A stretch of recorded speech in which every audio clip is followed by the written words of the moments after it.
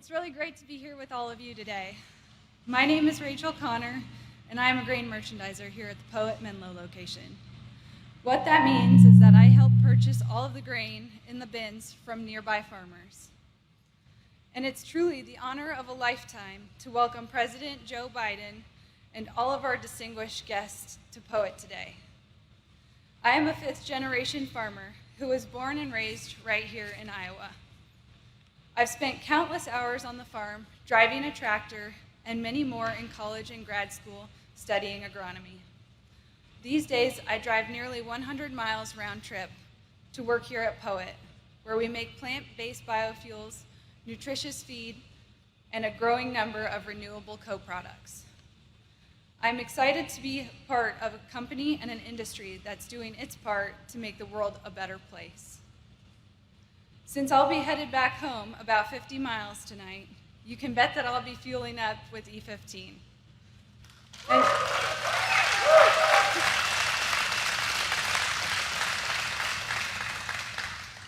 And come June 1st, I hope to keep saving money with E15.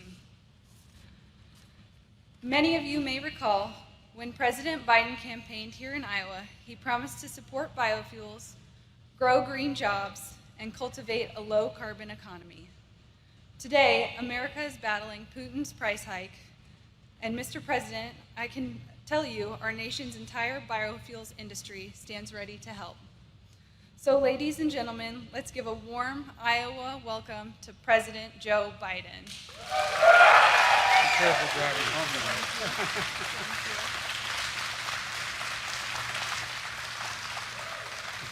Thank you very, very much. Now, as I was campaigning here and I made that commitment, I don't think anybody heard it, but we're back. We're back. And my name is Joe Biden. I work for Congresswoman Axne. There she is. I learned a long time ago when she says, I just say yes. I say yes right off the bat. I tell you what, she is one hell of a champion for you. I mean it. I mean it. You ask anyone, if you ever come to Washington, walk into the Congress, say, you know anybody from Iowa? The first thing they'll say, they'll mention their name. Anyway, she said, thank you. Thank you for your friendship. To start, I'd like to say a few words about the mass shooting in New York City subway this morning you've all read and heard about. Jill and I, my wife Jill and I, are praying for those that are injured and all those touched by that trauma. And we're grateful for all the first responders who jumped into action, including civilians who didn't hesitate to help their fellow passengers and try to shield them. My team has been in touch with Mayor Adams and New York's police commissioner, and the Department of Justice and the FBI are working closely with the NYPD on the ground. We're going to continue to stay in close contact with New York authorities and as we learn more about the situation over the coming hours and days. And something could have broken between now and the last hour. I haven't heard the news. I haven't spoken to anyone on my staff. But we're not letting up on it until we find out and we find the perpetrator. Now, to the reason I'm here today, I want to thank you, Rachel, and thank you, Congresswoman Axne. When you hear about progress we're making in Iowa on everything from biofuels to bridges, you can thank Cindy. That's what you know. I'm not joking. I am not joking. There was no fence at the White House high enough to keep her out. None. All kidding aside, Cindy, you're doing one heck of a job. Thank you so much. I also want to say a special hello to someone who really wanted to be here today. And you think I'm kidding. He's the guy that brought me to the first biofuel plant in Iowa years ago. Your former governor and my Secretary of Agriculture, Tom Vilsack. Unfortunately, couldn't be here today. He went to a press event in Washington, and like 2/3 of the people who went, I think, they got COVID. He's doing fine, spoke to him, but he couldn't be here. But I'm here today to talk about the work we're doing to lower costs for American families and put rural America at the center of our efforts to build a future that's made in America. And that's not hyperbole. It's about being made in America. A lot of that has to do with this industry. I just had a chance to see the work you do here and turn more than 40 million bushels of local corn into 130 million gallons of ethanol a year. That's a lot of gallons. We want to see facilities like this all over the Midwest, and here's why. First, it supports farmers and the farm economy. You know, everybody thinks Delaware is a big industrial state, and banking state, and DuPont. We have a $4 billion industry. It's called agriculture in Delaware.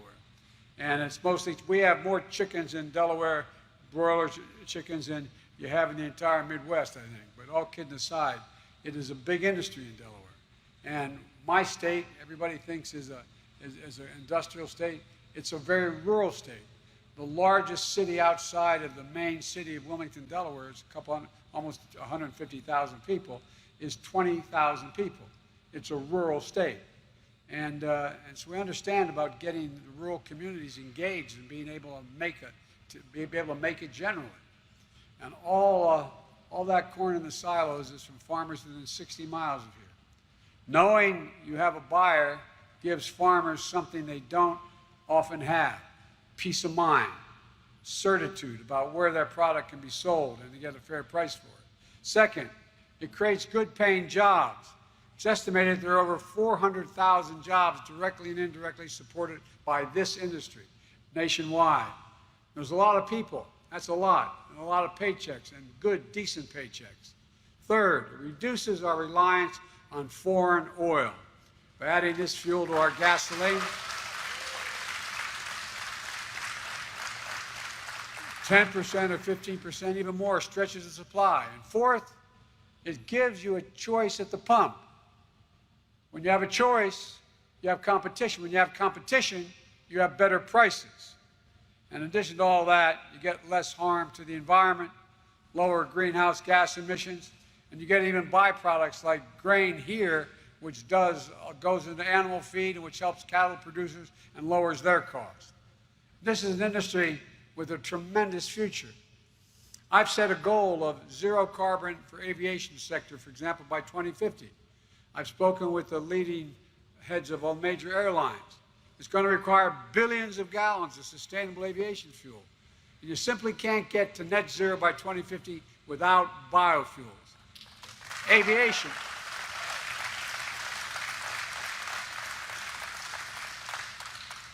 Aviation is the case where you blend in a little bit of biofuel. It's where it's called drop-in, meaning 100% biofuel. You don't need to take my word for it. Take the word of the CEO of American Airlines, who said, "Sustainable aviation fuel is the cornerstone of our strategy," end of quote. And the CEO of United Airlines, who called the first biofuel-powered flight a significant milestone for our efforts to decarbonize our industry. To bring that future within reach, I proposed a sustainable aviation fuel tax that we brought together the government's agencies, aircraft manufacturers, airlines, fuel producers, airports, advanced, cleaner, and more sustainable fuels for American aviation. That's how we're going to get there. And we can.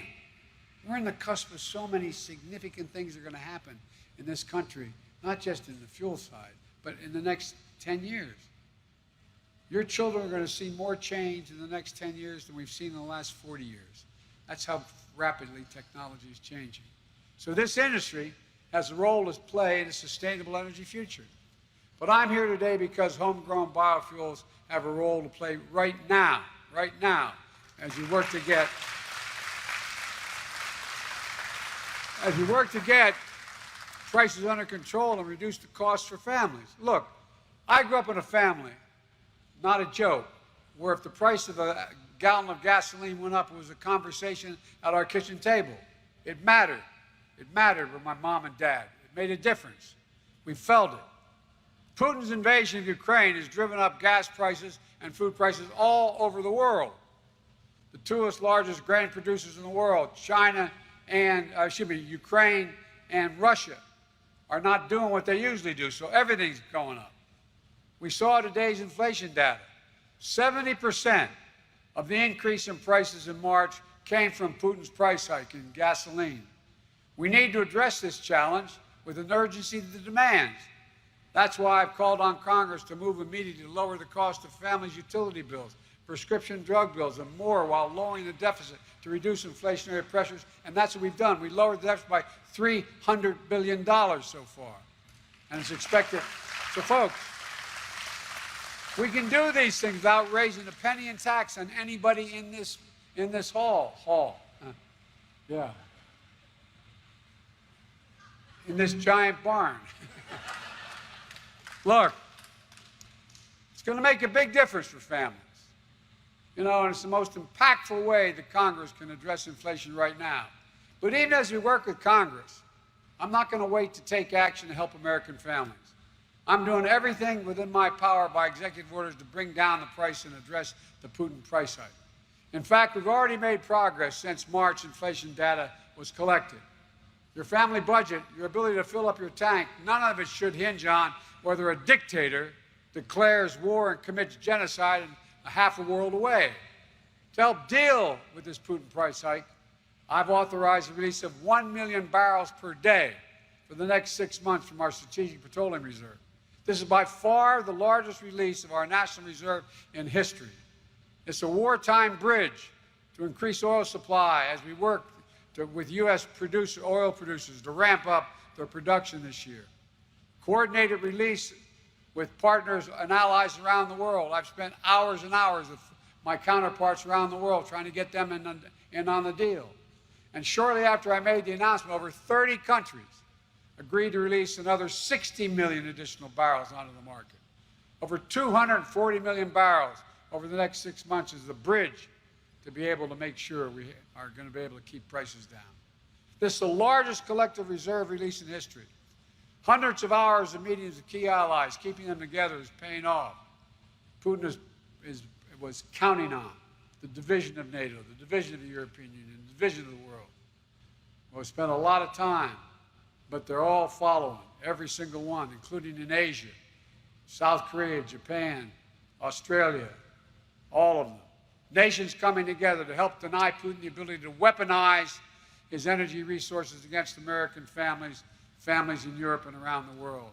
And by the way, we're also cutting off access to technology for him.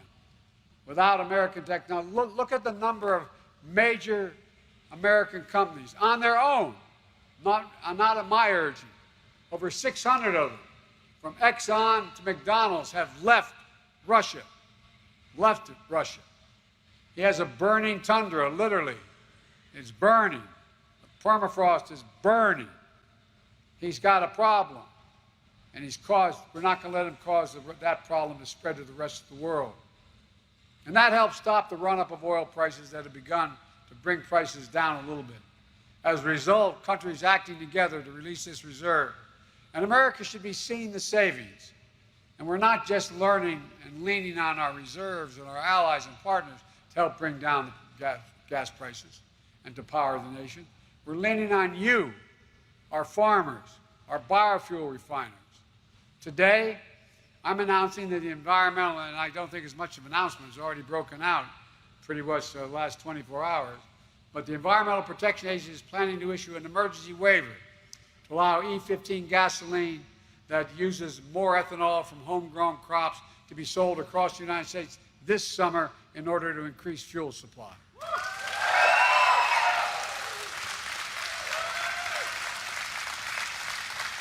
And folks,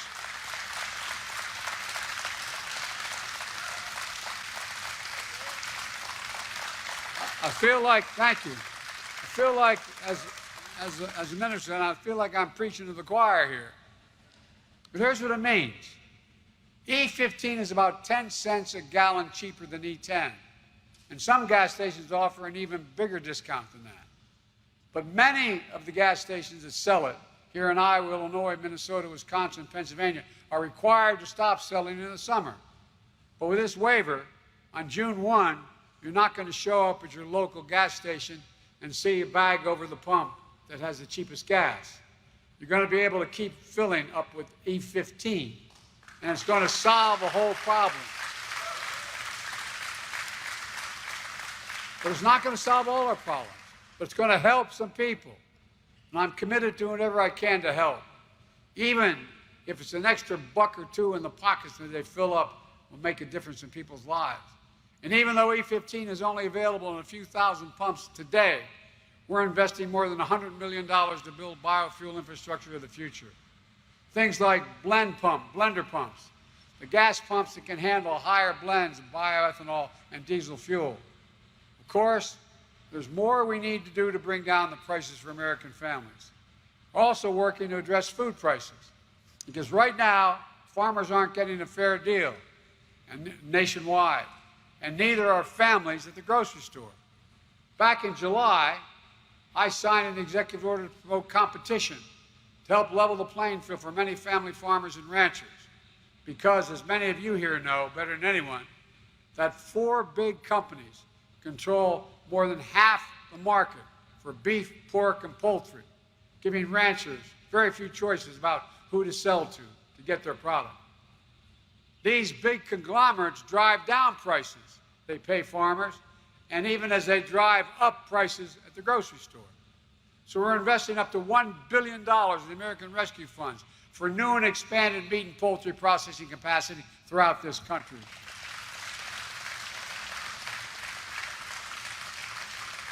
And this is something I've talked about with Brent Johnson, who is here today.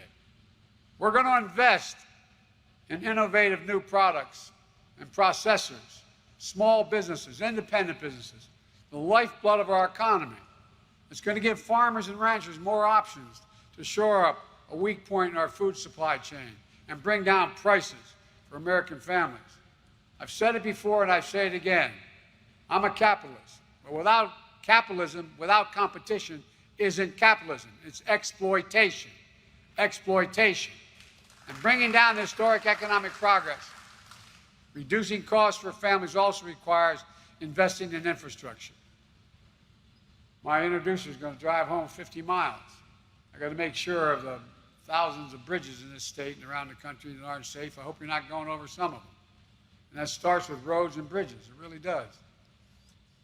As Cindy's pointed out, Iowa has more bridges than any other state in the nation that are classified as structurally deficient. 4,500 are in poor condition. And here's the reason why Cindy's work in the infrastructure law was so important. About 2/3 of the bridges in need of repair in this country are considered off-system because they're not directly on the interstate highway system. And back in January, I was supposed to speak in Pittsburgh, which I did, at a steel mill. But on the way there, a bridge collapsed in the city. That's what most people don't realize. It's called the City of Bridges. There's more bridges in Pittsburgh than any other city in America. And that morning I got there, it collapsed. We went straight to the site. The bridge had been rated in poor condition for the last 10 years. Thank God nobody died. It was about, I'm guessing, maybe 300 yards across a little bit of a valley and a shallow creek. And the steepest part from the bridge to this creek was probably about 8 or 10 stories. And it was a snow day. And that bridge, if it weren't a snow day, would have had, at the moment it went down, school buses with hundreds of kids going across that bridge. This stuff matters. I mean, it really matters. I was telling Cindy I was in a small town in western Pennsylvania. And they needed a bridge. The bridge was only as far as from the length of, not half the length of this room. And guess what? The fire station was on one side and the town was on the other. But because they couldn't take the fire trucks across that bridge because they were afraid it would collapse, they had to go, if I'm not mistaken, either 10 or 11 miles, 5.5 miles up and 5.5 miles back to get there. And they had a fire, and they couldn't get there in time. Just across, they could see it. It was literally maybe 500 yards away, and they couldn't do anything about it. These bridges are essential for small towns in my state and yours towns and rural areas, for farmers to get their products to market, for small businesses to be able to serve their customers. These are bridges that, when they're closed, shifts off delivery and routes to schools and routes home. It takes a lot longer. They create longer delays for first responders when every second counts. And you all, Cindy can cite it for you, the statistics are, you get in an accident in a rural area, you have about a 40% greater chance of dying than you do if it happens in the city. It just simply takes longer to get to the hospital, longer to get to the dock.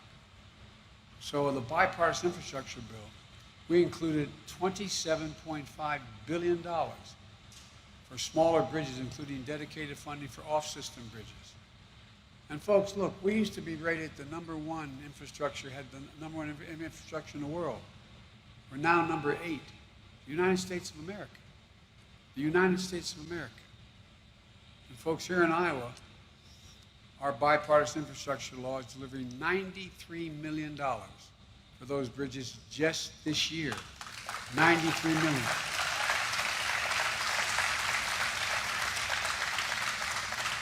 And at least $14 million for off-system bridges this year. Look, this investment is going to help connect entire towns and regions and new opportunities. We've gone from waiting for Infrastructure Week, now you got infrastructure decade. 10 years. 10 years. And we owe it to you, Cindy. Look, it's going to help workers get jobs, good paying jobs, products get to market, reduce costs for families. With this investment, we're sending a message to America's small communities and the people who call you home, this home. You matter. You matter. We see you. Not a joke. And we're building back with you. We're making sure you're not left out or left behind. We're also investing in universal, affordable, high-speed internet. I was surprised at this number, I have to tell you. 16% of Iowa households don't have an internet subscription. In some places, there's no high-speed internet infrastructure at all. Zero in this state. And the law will make high-speed internet affordable and available everywhere in Iowa. And think of what that will make possible, from telemedicine to precision agriculture to small businesses that want to be able to sell in bigger markets. In the 21st century in America, no parent ever should have to pull into McDonald's or a fast food chain to literally hook up to the internet in their car so the kid could do their homework over online. Think about that. The United States of America. We're the guys that came up with all this stuff. Our infrastructure law invests in clean water and wastewater systems, including a major investment in the Lewis and Clark rural water system to bring clean, reliable drinking water to more than 350,000 people in South Dakota to Minnesota to northwest Iowa. It matters. It matters to the health, it matters to convenience, it matters across the board. We're investing in ports and waterways, including over $700 million for a lock and dam project 25 on the Mississippi. You say, what does that have to do with me? It has a lot to do with y'all. Because nearly every bushel of soybean and corn that is transported on that river from Illinois, Iowa, Minnesota, Missouri, Wisconsin goes through these locks. And they were built in 1930s. Barges often need to be split into smaller groups to make it through, taking hours and sometimes greater delays. With new modern locks, we're going to help farmers get their products to market faster, more efficiently, lower cost, and keep American agriculture globally competitive. Folks, the list goes on. I'm starting to bore myself here, but this is important stuff. I think. In fact, members of my administration and I will be visiting rural America in over 25 states over the next 3 weeks to talk about how we can do even more to create jobs and opportunity, to make sure that the investments we're making reach rural communities, buy from rural businesses, create jobs here at home, giving your young people the opportunity to make a living and raise a family in the place where they were raised and where they want to stay.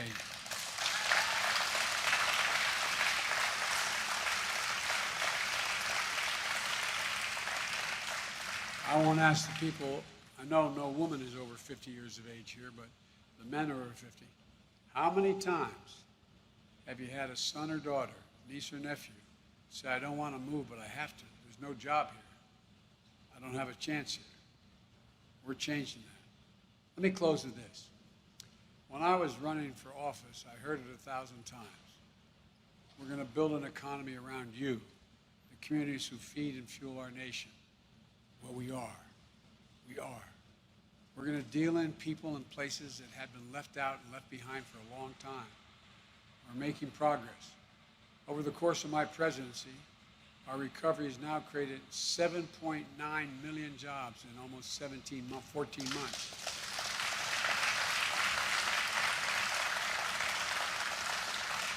More jobs created over the first 14 months of any president in American history. And in 2021, our economy created more jobs in rural America than occurred in the last 15 years. So I'm more optimistic about America today than I've been in my whole life. And my doc, I had an aneurysm when I was much younger, and I was put in the hospital. I was a senator. And he started explaining to me what an aneurysm was. I said, I don't need to know. He said, I'm just going to take the top of your head off and do something with it. And I said, no, you do your job, I'll do mine. I'll be the patient. And after it was all over, he said, you know what your problem is, Senator? Or the senator? And I said, no. He said, you're a congenital optimist. And I am, because I'm an American. That's why I'm optimistic, because I see a future that's within our grasp, no hyperbole. We're the only nation on earth. This is not pure chauvinism, this is truth. We're the only nation on earth, if you think about it, that's come out of every major crisis stronger than when we went in. We just didn't go back to where we were, we came out stronger, stronger. Literally, every major crisis we faced, we turned into an opportunity. And that's exactly what we're going to do today. With all of you, I can't thank you enough for all the work you put in, all the faith you have in your state, your community, your country. And I just want to say, God bless you all. And every time I walk out of my Grandpa Finnegan's house up in Scranton, which died when Cole died, it's coming back. Every time you walk out the door and you yell, Joey, keep the faith. And then one of my grandmother or my aunt would yell, no, Joey, spread it. Let's go spread the faith. Thank you.